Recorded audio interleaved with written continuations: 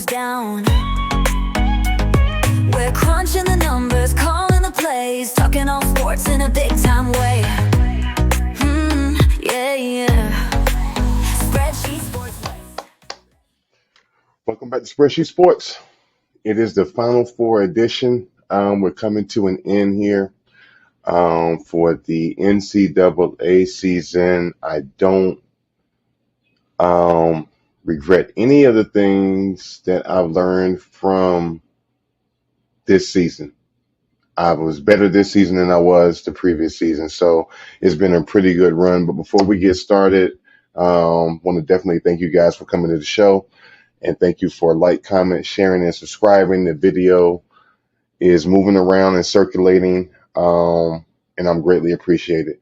So, what we have today, what I prepared for you guys today, is just really a laser focus at each of the games, right? We have obviously two games that aren't really on the limelight, which is like Nebraska and Boise State and Central Florida and Villanova. Those are also going to be being played on Saturday also, but they're earlier in the day. And then the main events, as we like to call it, are going to be Florida versus Auburn and Houston versus Duke. So here we go. Let's see what we got. I think it's going to be an interesting conclusion to the tournament. I do not think it's going to go the way that a lot of people think it's going to go. And we're just going to look at the numbers. We're going to look at the data. It's spreadsheet sports. We're only looking at the data on the spreadsheets, not our gut feeling, not our personal emotions, none of that. We're just dealing with the facts, dealing with the games objectively, and let's just see what's out there. If you're in the monetary value of it, right, then you want to see where are some plays to be made to make some money on those games. I found a couple. I'm gonna share them with you. You make your own mind up. Like I say, it's not a betting channel. You come here, it's a community. You share your ideas. You tell me what you don't agree with, but tell me why you don't, and tell me what is the alternative to why you don't think that way. Instead of coming in with the ego and the pissing contest of no, I said it, and because I said it and I said it the loudest, then I got to be right because I said it the loudest, right? Wrong. Just give your your objective opinion about why you think a game would go a certain way or not go a certain way, because that'll help anybody in here that's looking at the games. But anyway, let's dive into it. I'm gonna stop running my mouth. Obviously, I'm gonna run through some information on the coaches that we have left, and then I'll dive right into the four games, and that'll be it for you guys. Okay, but I hope you like the show, and let's get started.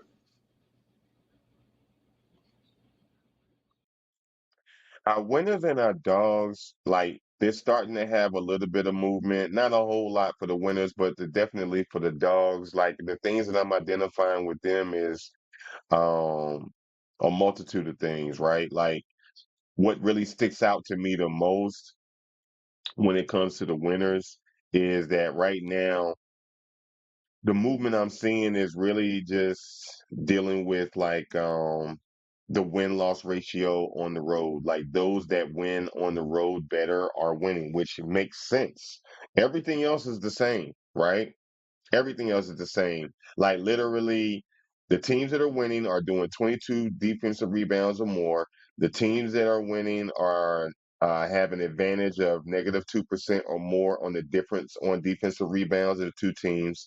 60 cents with 66% or more for the win loss ratio on the road. Projection points is around 77. The fast break is around 10 points or more for the winners, and 71% DR and 65% for average projection from the data.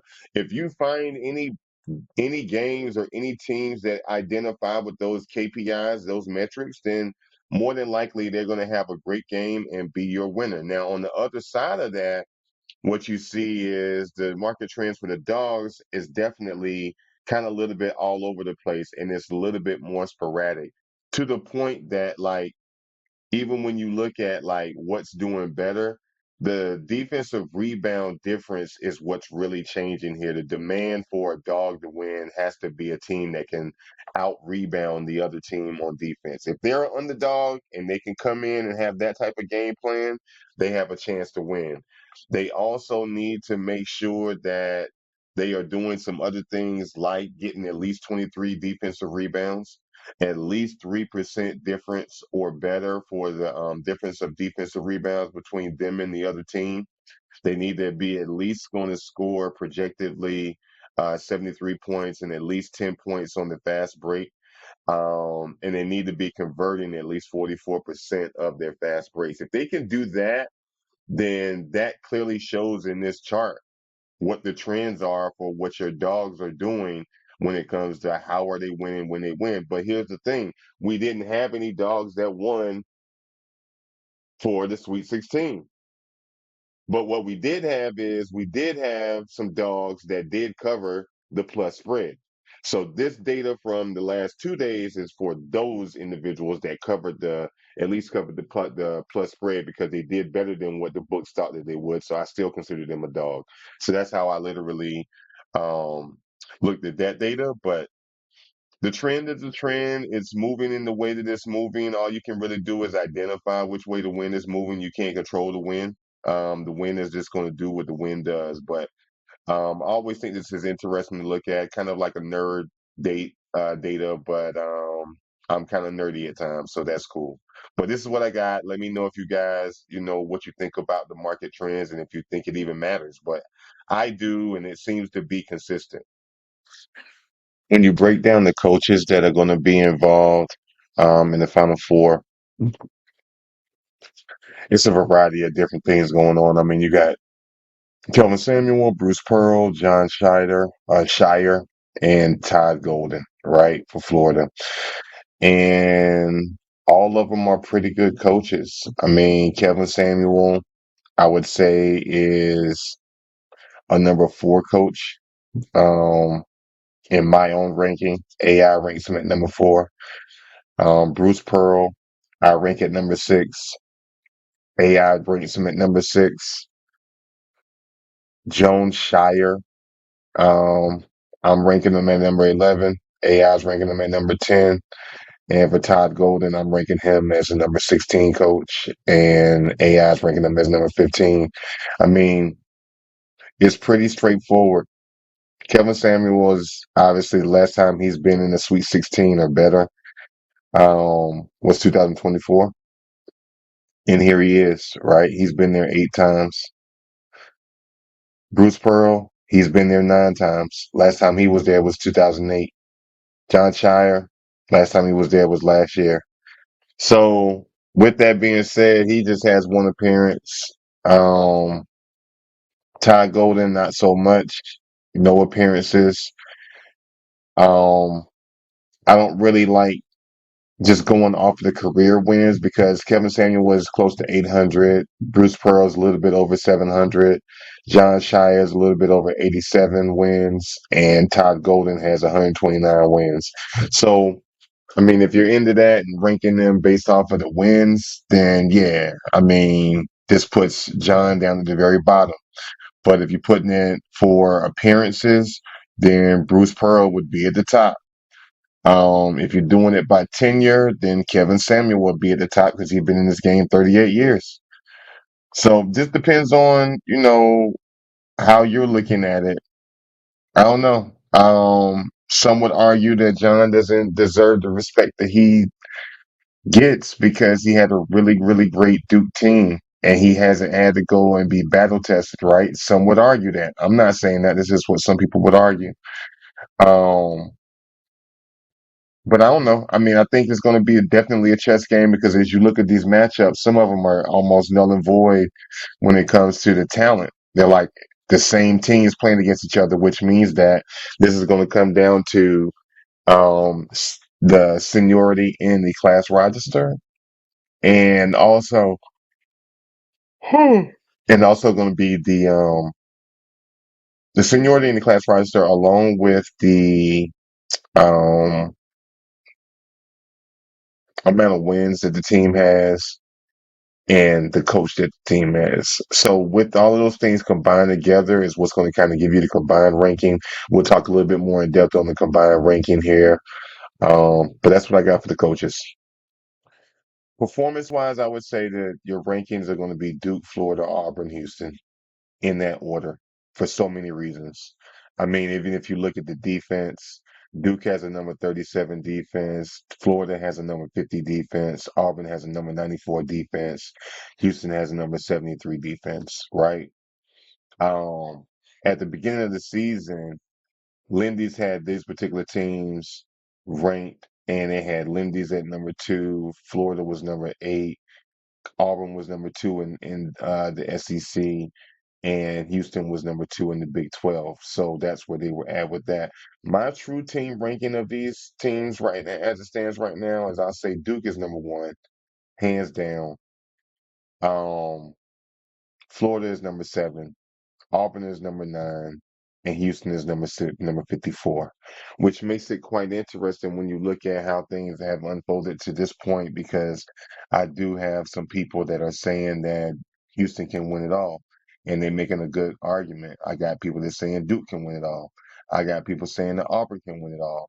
I haven't run across anybody that's saying Florida can win it all, but the data says that they have a chance, and we'll dive into that a little bit more in the game, but that's just kind of where it is right now. But this is the performance of how I've been tracking things and how I see it. Your combined ranking of the coaching and the team performance leads it all together right here. Okay, so this is what we have left. You have Duke combined with the coach, they're number 1. Auburn, number 2, combined with their coach. Number 3 is Houston, combined with their coach. And number 7, Florida. And you know what's interesting is that literally when you look at how the whole Sweet 16 Final Four, right, up to now, what you have noticed, if you haven't, the trend, and even in the Elite Eight, everybody that was supposed to win has won. All favorite teams have won. There's been no underdogs winning throughout the Sweet 16 or Elite Eight. I don't know if that's going to hold true in the Final Four.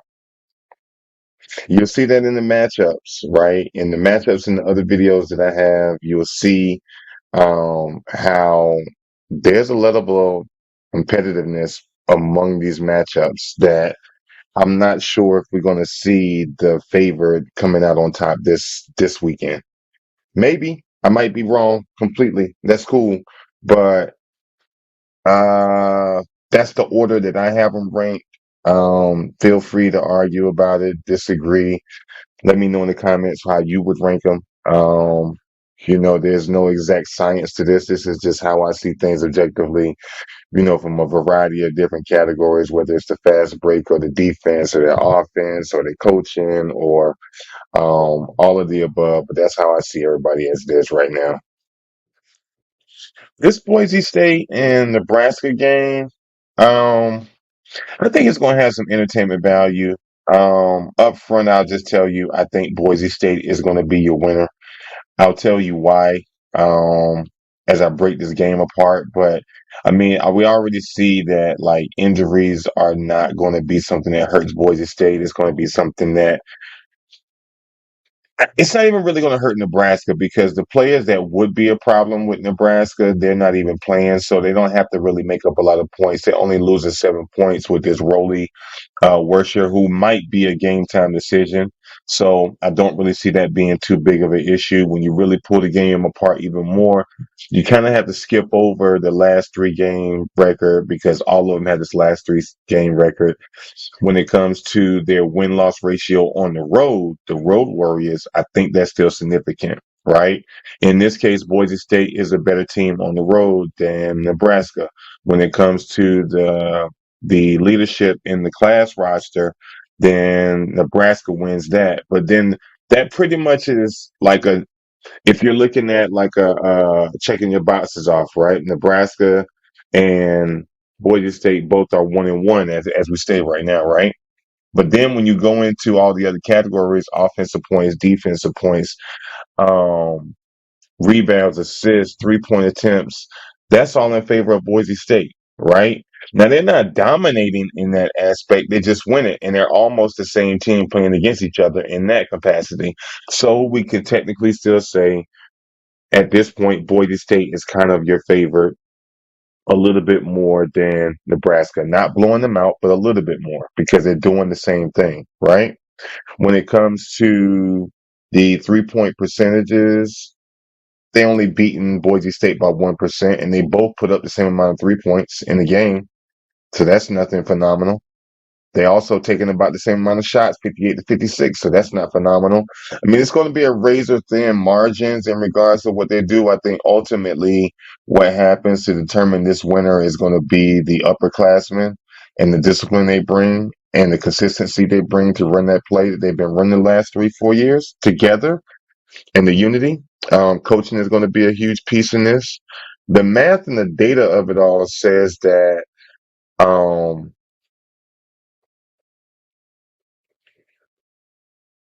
DR thinks that Nebraska wins, and the data, the science of it says that it's a Boise State game, which makes it kind of hard to figure out which way you go. I mean, the spread is at -1.5 or -1.5.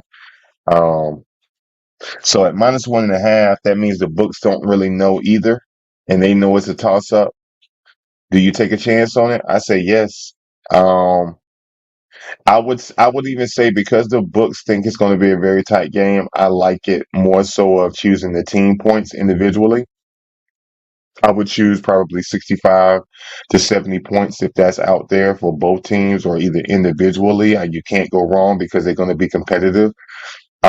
In this case, Nebraska is the underdog, so the underdog always has the lowest team point bet.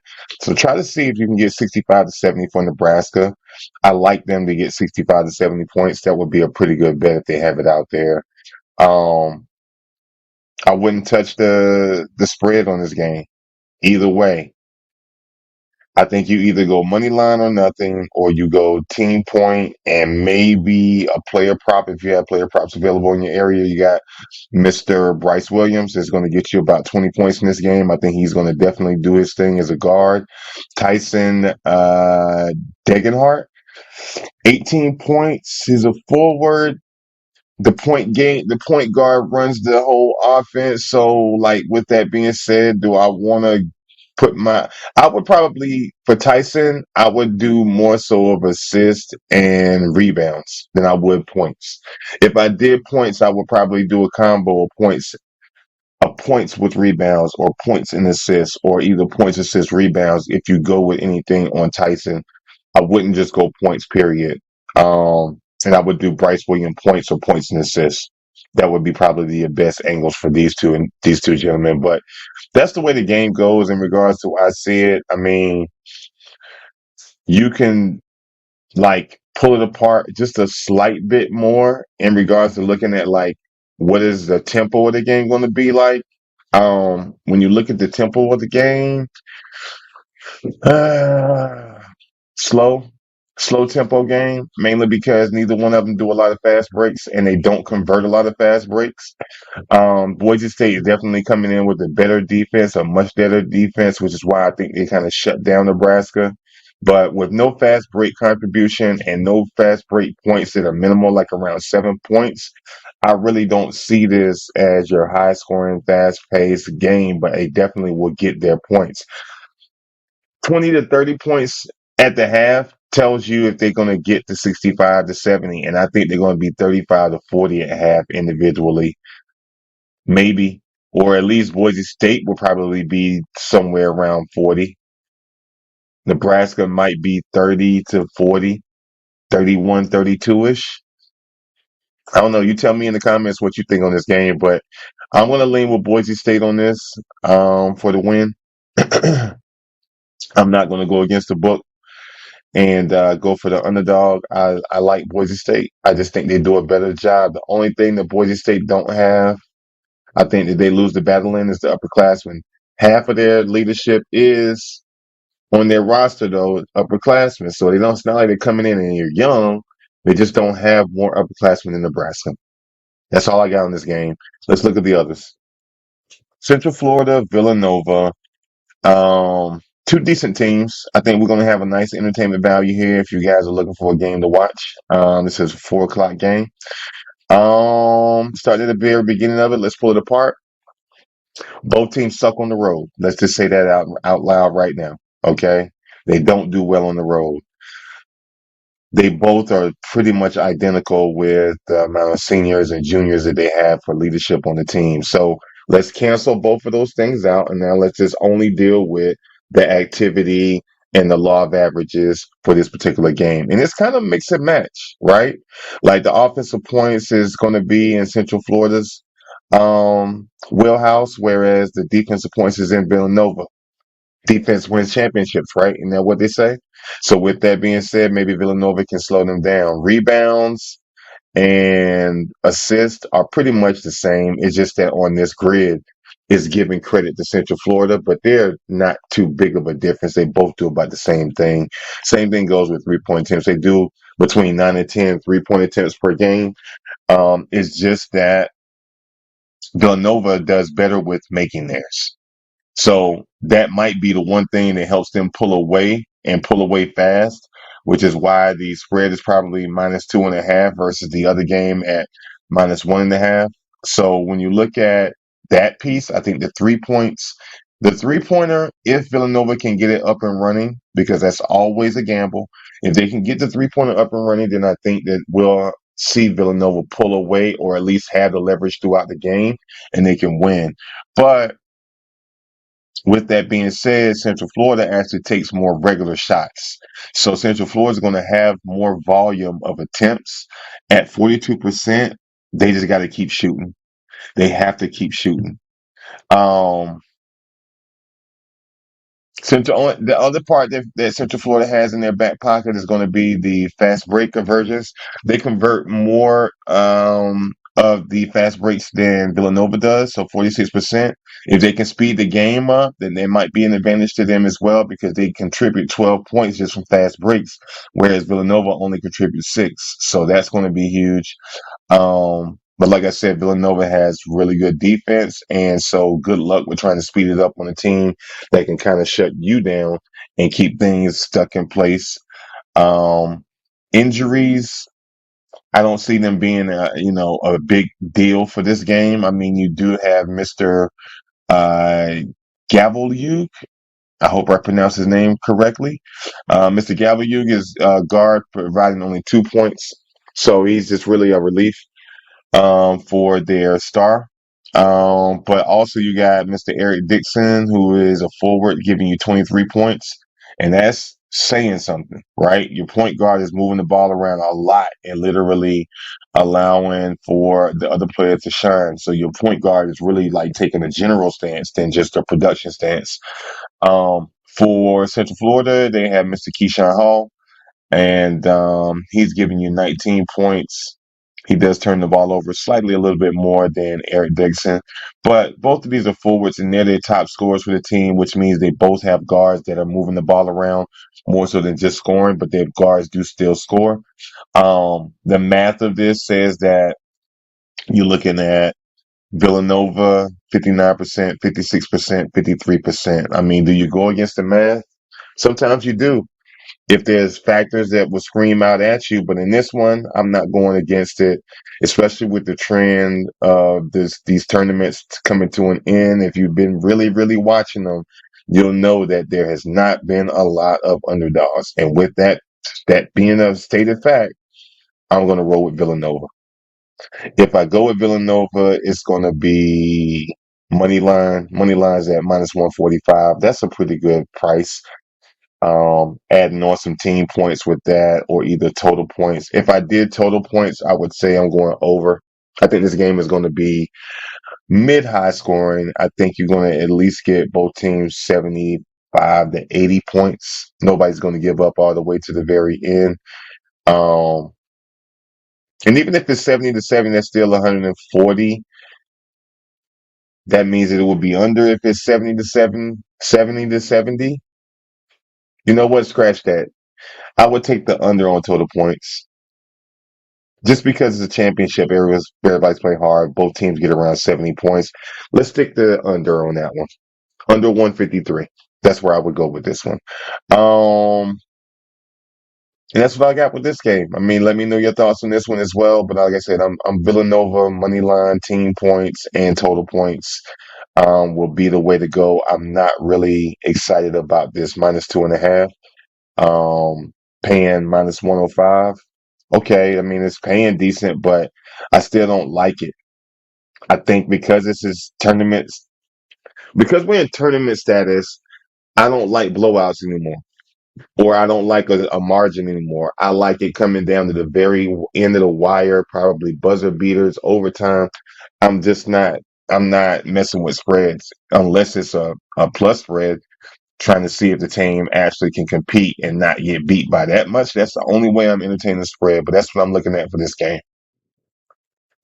And these are the games I think you've really been waiting for. Okay, so let's pull this one apart. And let's start first with the previous games that Auburn and Florida has played. Um, Auburn,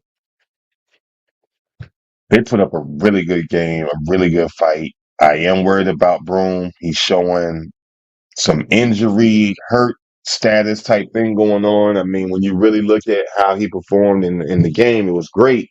But when he hyperflexed that knee, when he came down on it, and I thought that's what the injury was, and come to find out, it was something else. Like his elbow is messed up, his ankle is messed up. He hyperflexed that knee. I'm scared of that, right? Like that's a problem. But let's see what it is. I mean, let's really pull this apart. I mean, that last game they did win in field goals, they did win in 3-pointers, and they did win in assists. So they moved the ball around better. They made the threes instead of just taking threes, right? Um, that's how they beat them. They didn't make a lot of threes, but they made enough. They got 7 out of 25. That's not great, but it's good enough. 26 out of 61 in field goals. Not good, but good enough. Which is why I think a lot of people are looking at the Florida game and they're like, Florida might can beat Auburn. Now you want to say that that's a hard no, but just look at the data before you make your mind up on whether or not Florida is going to lose this game. Because I guarantee you, you're watching these sports shows and they're getting all hyped up on the soap opera part of it, and they're telling you that Auburn is your team just because Auburn is your team. But just really look at the matchup, right? When you look at how Florida won last week, they won in free throws, they won in total rebounds, they won in assists. They moved the ball around just as good as Auburn. Okay, they got a really good point guard as well. They also do very well with threes.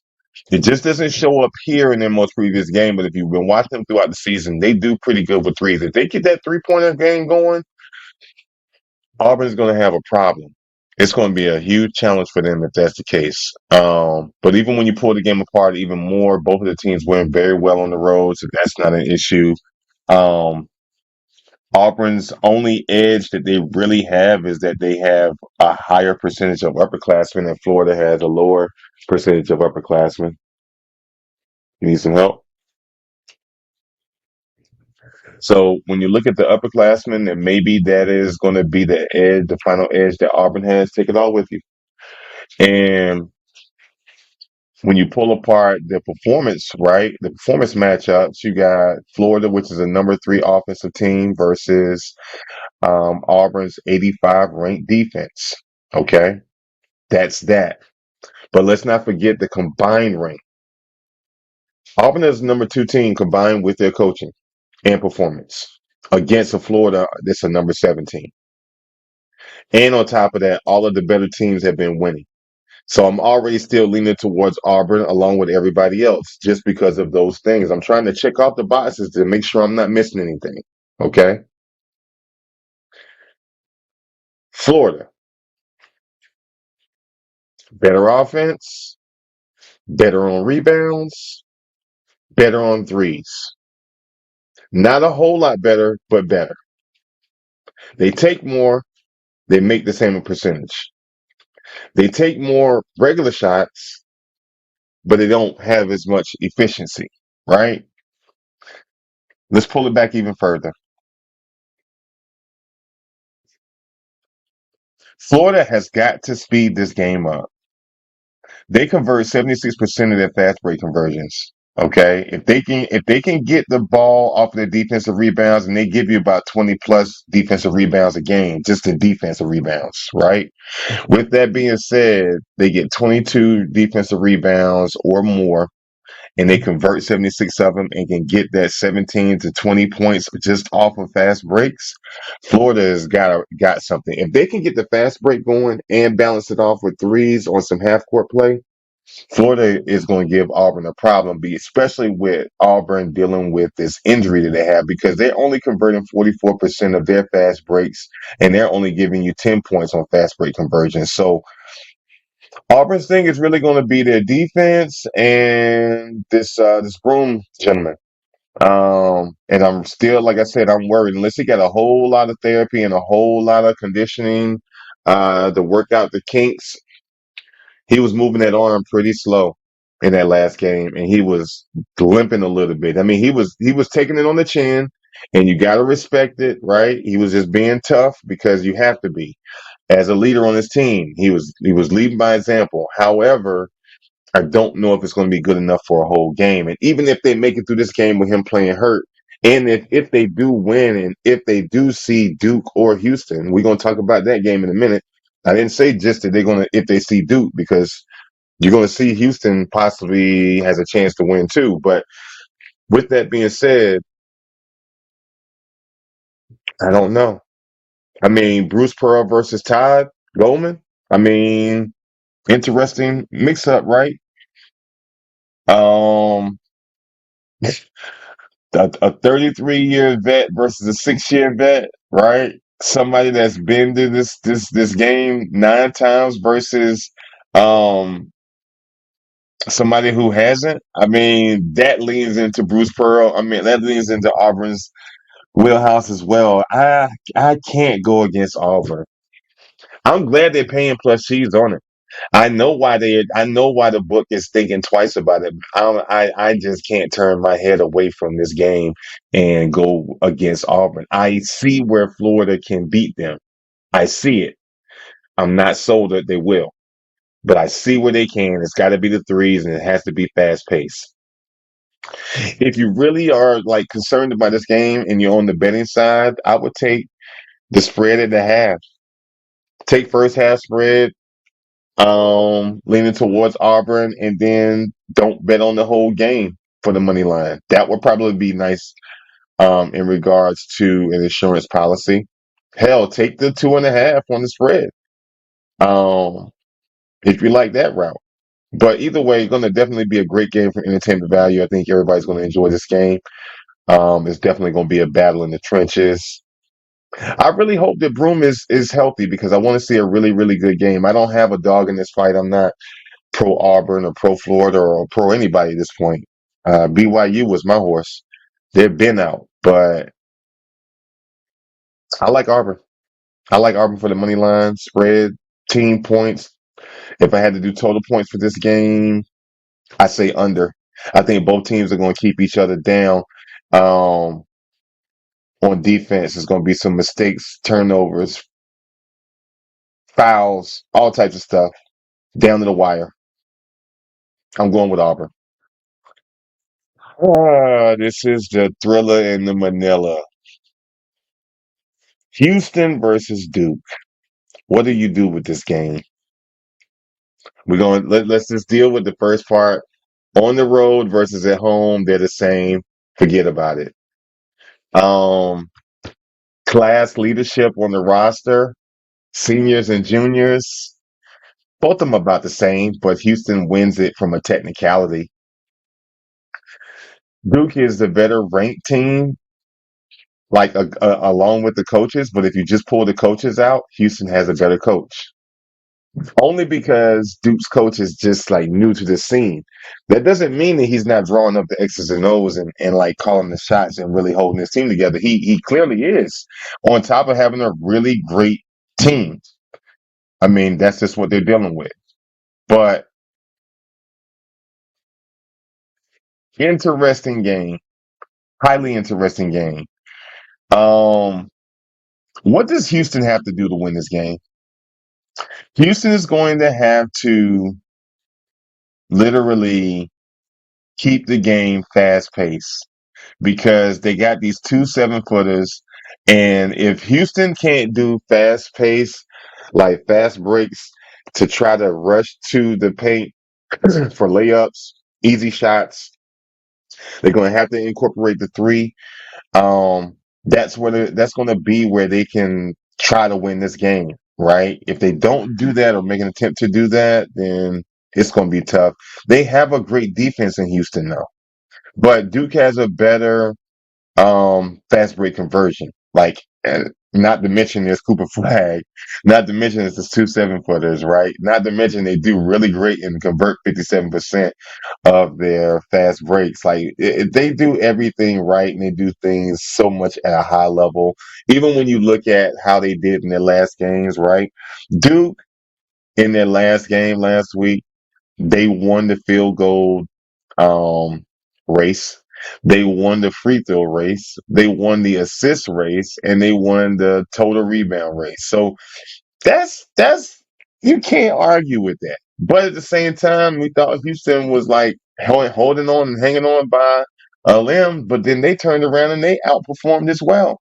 Field goals, 3 pointers, assists, total rebounds, offensive rebounds. Like, it did everything except free throws better than their opponent.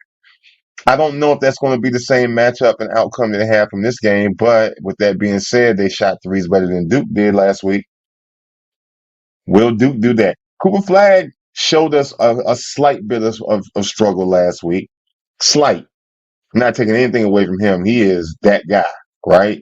But even when you look a little bit more deeper in regards to the breakdown of your coaches, like Sampson, a number 4 coach versus a number 11. Again, I don't want to really like dig down on that 4 versus 11 piece, but here's the thing. Sampson's been here 8 times or better, right? Where John Shire has only this is he has one appearance in a fight in like at this level. So the lights might be too bright for him, but not for the players because they got some decent seniors. I don't know. I mean, even when you look at performance and you pull that apart, right? Offenses in Duke's offenses in Duke's court, defenses in Houston. Defense wins championships. If Houston can slow them down and run their game, Houston has a chance. If Duke does what Duke has been doing, but is just smothering and like choking out everybody else on the team, then yeah, you got yourself a problem against Duke. These guys are huge. They're huge. They're aggressive. They're efficient. They're effective. I don't want to go against them if I'm anybody else. They win most of the categories, not by a whole lot, but enough. But by enough. Rebounds, assists, 3-point attempts, that's in Duke's favor, not by a little bit, but by enough. The math of it all says that 60%, 56%, 53% are leaning towards Duke. I understand why. The crazy thing that I think here, or the bet that I see that you guys may have in your favor, is this plus 5.5. Take the plus 5.5. I mean, if you want to take the money line at plus 235, I get it. I get it. I understand because we all are looking for the underdog, and this will probably be the one if we're gonna have one. But that's my opinion about this game. I mean, it's going to be probably everything we hope for and more. Injuries aren't really a problem. I mean, Cooper Flag's bringing you 19 points or more in this game. LJ Cryer's bringing you 15 points or more. See, that's the problem. But they do have a really good point guard, have a great point guard at Houston. Great point guard, great forward, great centers, great everything you do. Good luck, Houston. You're gonna have to bring your A game. You're gonna have to bring your dog to this fight because they're not gonna let you get away. Start like you're not getting away free. You're not getting anything free in this game. You're going to have to fight for everything in this game. Every rebound, every point, every 3-point, every assist is not going to be free. Duke is going to do what Duke has been doing the entire season, which is win, dominate, suffocate opponents, make them suffer. Good luck. Good luck. But again, if I'm betting, I'm taking Houston on the +5.5. I'll probably buy it up to like +7.5. And I'll take the shave on that, but that's cool because I'll take the +7.5 and add on team points. And I'll take 65 or even 70 points for Houston. I'm not betting on points for Duke. I'm not even touching the total points in this game. No. No, but good luck to those that are trying to go that way. But I just don't see value in the total points. I'm more so team points for Houston and +7.5. I know 5.5 is the line right now for the spread, but I'll buy it up to 7.5 and pair that with the points to get me back over plus cheese and put a nice chunk of change on this for a pretty good win on the betting side. But gonna be a great game to watch. So, ladies and gentlemen, that brings us to the end of the show. I hope you guys enjoyed. I think we got ourselves a really great set of events this weekend. Baseball is here too. I know that we're coming to an end on the basketball tip, but definitely stay tuned. And I'll be starting the release of the MLB picks and predictions and previews starting on next week along with hockey. That's going to be pretty interesting. Also, I've been diving into that data and building models for hockey. The model that I'm going off of for MLB is more enhanced from last year's version. They had a pretty good season last year for MLB. But even outside of that, um, as always, I couldn't thank you guys enough for coming to the show. Thank you for comment, sharing, subscribing, telling your friends about it, the comments, the emails, all of the above. I even got a gentleman from another show that has a pretty good show, forecast card, and he reached out and had gave me a compliment. So definitely you guys go check out his show. Some of the other shows that I really like are Guy Boston. If you're into the NBA scene, I think Forecast Card does all of that as well. Guy Boston does all those as well. And I don't get paid for that stuff. It's just me being just genuine. And if I see something I like, it just makes no sense to me that you just wouldn't say it out loud. Everybody's so transactional and everybody's so gatekeeperish. But for me, if I know something, you can have it. I don't care about it. Do whatever you're gonna do with it and enjoy it. But anyway, hope you guys enjoy the weekend. I hope you guys enjoy the game. I wish you the absolute best if you're betting on it. I hope all of your bets hit. And we'll go from there. But check me out next. I guess the championship game would be that last one for NCAA, and I'll do that. And then, like I said, check me out for baseball. Check me out for NBA. Check me out for hockey. I have those shows coming out next week. But also, if you also found value in this video, I also have some other videos for you to review. Check these two right here out. I mean, they have some really good value also with the coaching breakdown and some other really good shows I've done as well. But I hope you enjoy those also. Have a great weekend, and I'll see you on the next one. Yeah, lights on, game time, let's break it all down. From the spreads to the lines, who's up, who's down. We're crunching the numbers, calling the plays, talking all sports in a big